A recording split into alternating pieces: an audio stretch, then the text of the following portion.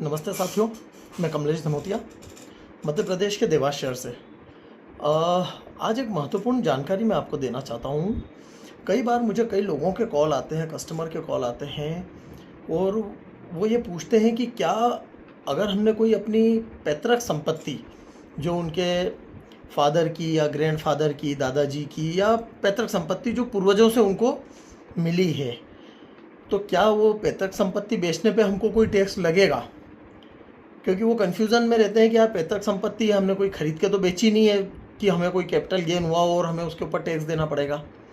अगर पैतृक संपत्ति है तो इस पे क्यों टैक्स लगता है? तो मैं आपको बताना चाहूँगा कि पैतृक संपत्ति भी या तो आपके पिताजी ने या आपके दादाजी ने, किसी ने तो उसको ख़रीदा होगा, या हो सकता है कि वो पैतृक संपत्ति अलॉट हुई हो और उस माध्यम से आपके पास आई हो।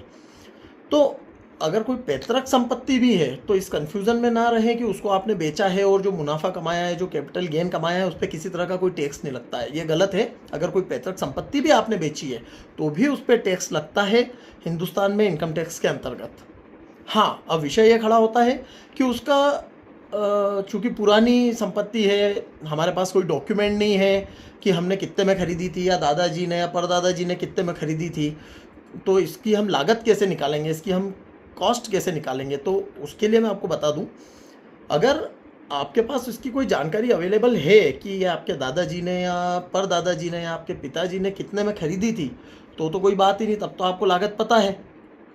अगर आपके पास इसकी जानकारी नहीं है तो इनकम टैक्स में एक रूल है या इनकम टैक्स का एक प्रोविज़न है कि 1 अप्रैल 2001 से पहले की जो भी संपत्तियाँ थी, और अगर उन संपत्तियों की लागत आपको नहीं पता है तो 1 अप्रैल 2001 के समय में जो गवर्नमेंट ने उस जगह की गाइडलाइन दे रखी है, स्टाम्प ड्यूटी जिसके ऊपर हमको भरना पड़ती है, टैक्स लगता है, स्टाम्प ड्यूटी टैक्स जो रेट है उसकी एक गवर्नमेंट की गाइडलाइन है। उस गाइडलाइन के हिसाब से उसकी कॉस्ट निकाली जाती है। ये माना जाता है कि वो जो गवर्नमेंट की गाइडलाइन 1 अप्रैल 2001 में है, जो वो गाइडलाइन के हिसाब से उसकी लागत निकाली जाएगी और उस लागत को जो आज आप बेच रहे हो उस अमाउंट से लेस करा जाएगा और जो कैपिटल गेन होगा उस कैपिटल गेन पे आपको टैक्स भरना पड़ेगा।